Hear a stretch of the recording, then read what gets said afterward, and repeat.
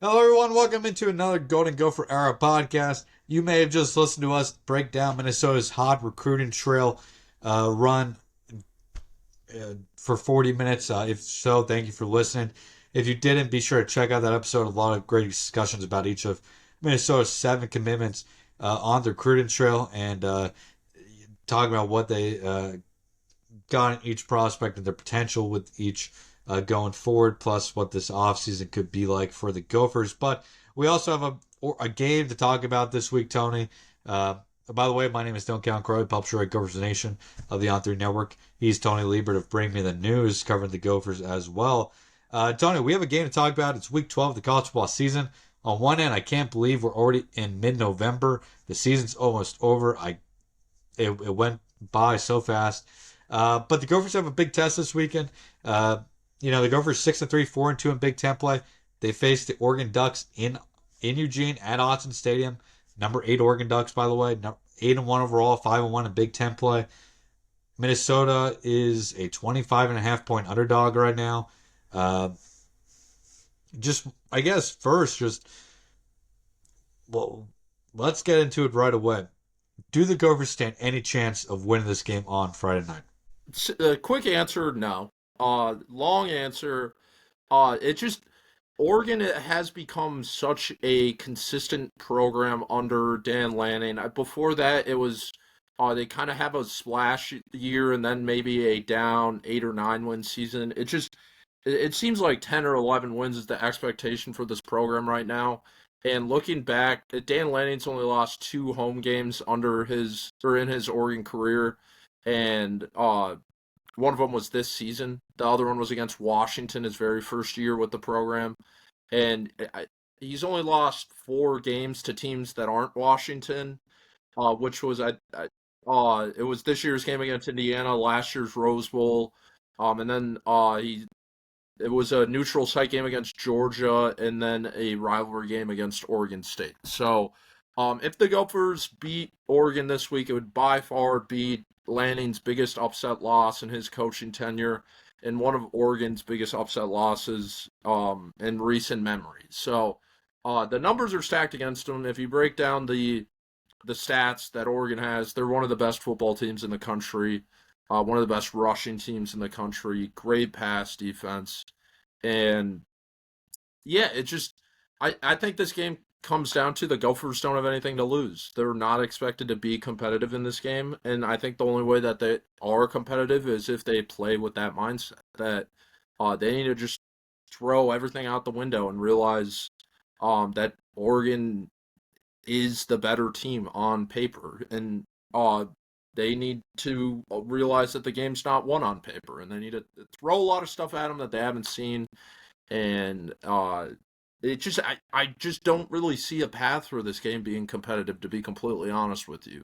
Which makes it hard to say in a podcast, but um, it should be interesting. I don't know. Well, and that's today's episode. Thank you, everybody, for coming out.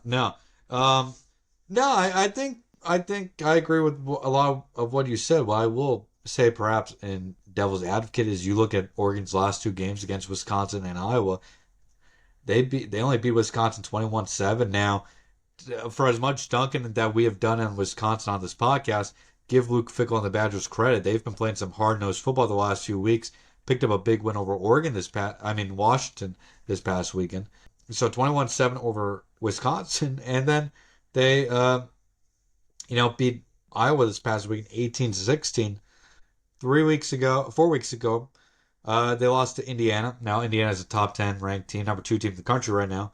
They only scored 20 points in that game. So you look at their last 4 games, they've scored 20, 56 against Rutgers, but then 21 against Wisconsin and 18 against Iowa. I know the Gophers haven't been perfect defensively this year, but I do feel the Gophers defense is a lot closer to, Indiana, Iowa, and even Wisconsin than it is necessarily to Rutgers. And by the way, I think the Gophers defense is better than Wisconsin's, not the other way around. But I know the way I phrase that could be confusing. But I think if you look at what Oregon has done recently offensively, there is maybe an avenue that they can keep this game close. But I just don't see how the Gophers score enough points in this game to ultimately win this game. I think if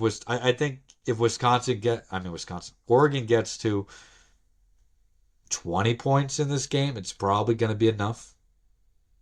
Yeah, it just if you look, I guess in years past under PJ Fleck when they kind of play this top tier of the Big Ten, for lack of a better term.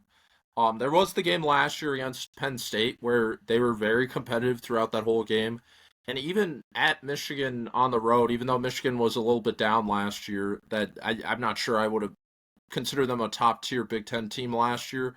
Um, they had those two games, but then you look at the Ohio State game this year, which was on the road, and the Iowa game this year, which was on the Yeah. road, and it's they need to come out and play with everything on the table, and it's just hard for me to envision that happening. Mm-hmm. Just based on what I've seen this year, it's just uh there hasn't been encouraging signs that they are going to do that. But then again, they did have a full extra week to prepare for this game coming out of the bye. And I think they have the personnel to make some splash plays in this game in terms of maybe a turnover or a return. And, anyone who watches college football, those are the plays that kind of spark maybe a big favorite getting a little nervous. But the fact that this game's on the road, PJ Fleck's first time playing at Autzen Stadium, the Gophers' first time as a program playing there. Everyone talks about how hard of an environment it is. The Gophers' road schedule is just not easy this year to begin with, and I think we've seen that. And um, to continue to be the pessimist, I guess, there's just so many things stacking against them in this game. And you can look at Oregon and see that they've struggled to blow some of these teams out. But in the same vein, Minnesota struggled to stick with teams that are much better than them. By the way, Oregon under Dan Lannon at Autzen Stadium, 23-2.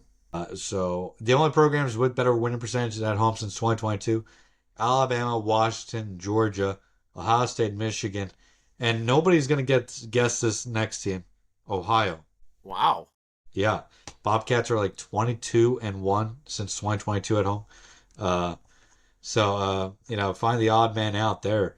Um, but yeah, I mean, and this is what makes this Ducks team. For this Ducks team is very weird because it is a very good team statistically. Top 10 offense, top 10 defense. But at the same time, you watch them play the last few weeks, and it hasn't necessarily felt like that. They haven't felt like a juggernaut team, but they're just very much a complementary football team that plays very good defense, and their offense has the chance to be elite at times. Though at other times it's been kind of just more going through the paces, I would say. And I think part of that is you expect Oregon by nature just to have an explosive passing attack. That hasn't been the case this year, just 231 passing yards per game. But they're averaging 239 rushing yards per game. They're scoring 38.5 points per game. They don't allow many sacks. They extend drives with a 47.7% third down conversion percentage. They convert on fourth down. They convert in the red zone. They just do everything fundamentally really well. Defensively, number 6 scoring defense, number 1 pass defense in the country, number 3 total defense in the country. They get off the field.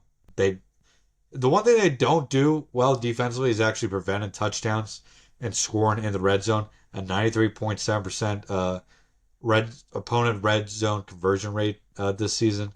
Yeah, I think the thing for me is that pass defense. If the Gophers are going to win this game, it's going I you would have to imagine it's because they have a big day through the air. Just because we haven't seen the Russian attack be consistent at all this year. Uh, and Drake Lindsey has had slow games against Ohio State and Iowa. This is an elite pass defense. The Gophers wide receivers have struggled to get open all season. It's a poor matchup in that regard, and I think the Gophers are going to have to find a way to win that matchup if they want any chance to keep this game close, let alone win it. Yeah, and because it's interesting because Oregon's always, I think, going to have the the cachet that they're an offensive team and they like to throw the ball around, but that's just not this football team. They're built like a true like Big Ten football team with dominant play in the trenches.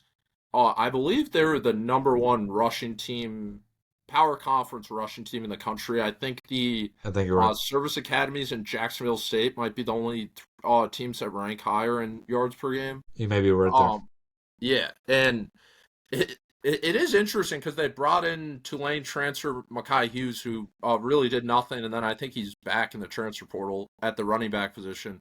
But they can throw 4 or 5 running backs at you in a single game.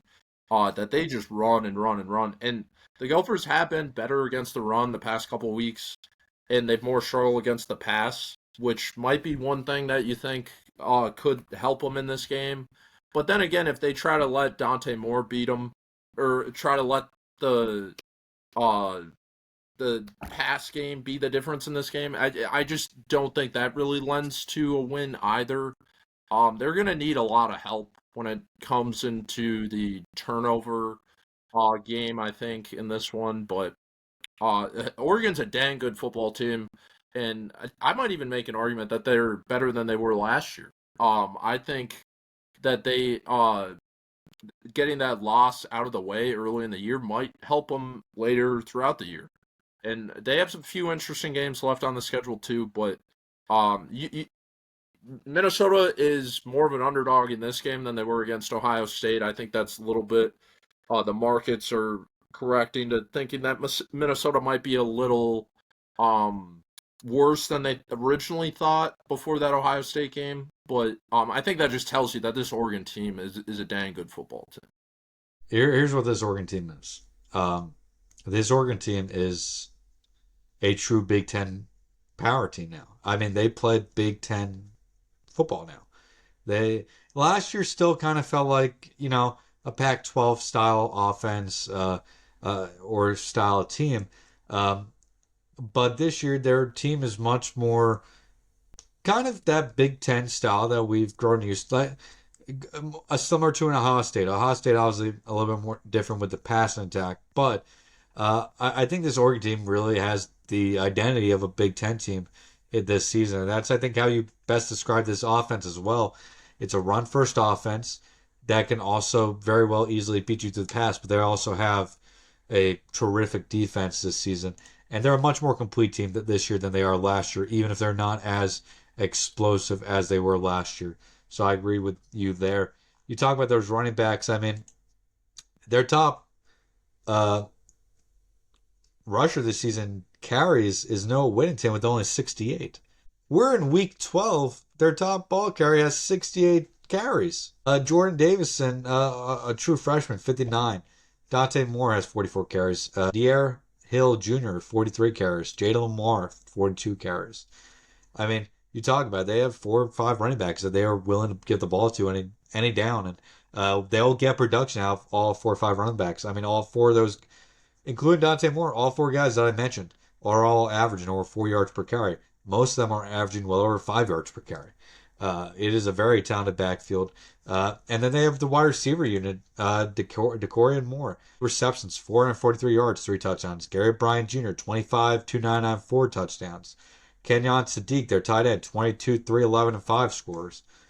It's a very, very talented Oregon team. Again, maybe not as explosive as we've been used to them being, but very talented. Now, that being said, Decory Moore, Kenyon Sadiq, and running back Jalen Lamar, who's not their top running back, but is one of the pieces of that backfield, all missed last week. It is a question if Moore, I think if all 3 will be able to go this week. If Moore and Sadiq are not able to go, that could change things with the passing attack for Oregon. Notably, their passing attack has had their slowest days each of the last 2 weeks. But this is still a rushing attack that can run it down your throat and beat you just by running the ball down after down. And they're not afraid to do so either. Yeah, I was going to mention that. I think the injury report will loom large for this game. I mean, as large as it can. Uh, Darius Taylor, obviously, whether he plays or not, will impact the Gophers' strategy, I think, in their offensive Yeah. outlook. And then in the secondary, Zaquan Bryan missed last week. John Nestor's been banged up. Maybe they get Garrison Monroe or Mike Gerald back, which would help against an Oregon offense that is pretty lethal. And then on the Oregon side, yeah, there's plenty of injuries too. That maybe last week against Iowa, they realized, hey, we might not pass the ball a whole lot. Maybe we don't need a guy like DeCorian Moore to play in a game like that that's in the rain. And this game might be in the rain too. But the injury report will, I think, play an impact on both teams' strategy.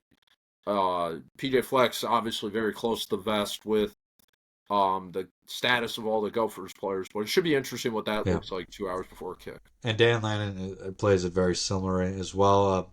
But yeah, good job mentioning the Gophers side of those injuries as well. Be very intrigued to see who does suit up for both sides this weekend. For Oregon, Moore and Sadiq may be able to play, but also maybe hey, we're going to hold you guys back if we end up needing you. Be ready to go. Or be ready to go in case we end up needing you. But we're not necessarily going to send you out there unless, maybe if it's if it's the second half, the game's still close. Maybe they put them out there then. But uh, it, I'll be very intrigued overall just to see who plays in this game. Yeah, I agree. It should be an interesting game. It's just this was a spot that preseason I thought could lend towards Minnesota's favor, and the fact that Oregon's coming off a road trip to Iowa City, where we saw was a very hard fought Big Ten game. Well, the Gophers had a full week to rest.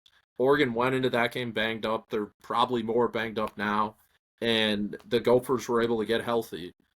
If they had a better performance against Michigan State, I could maybe talk myself into this game being a little more competitive.